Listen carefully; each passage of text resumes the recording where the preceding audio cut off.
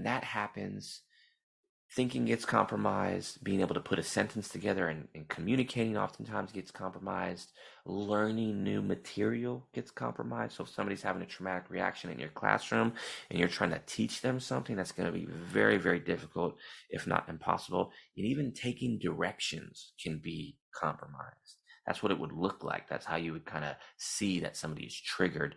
And when somebody's triggered in that fight, flight, freeze, we would say they're outside of their window of tolerance, right? Their window of tolerance is like within these bars right here. They might be triggered, aroused, angry, whatever, right? But they're still within their window of tolerance, meaning like they can still communicate, they can learn at least relatively, they can take directions, right? But when they're out of the window of tolerance, when they're really, really, really triggered, the brain is offline and they can't do any of that stuff, right?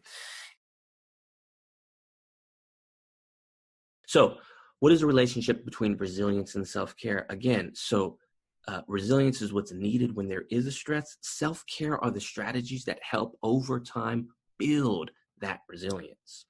A very, very simple definition of it is essentially the practice of taking action to preserve one's health over time. That could be your physical health, exercise, it could be your emotional health, it could be your mental health, your social health, your spiritual health, right?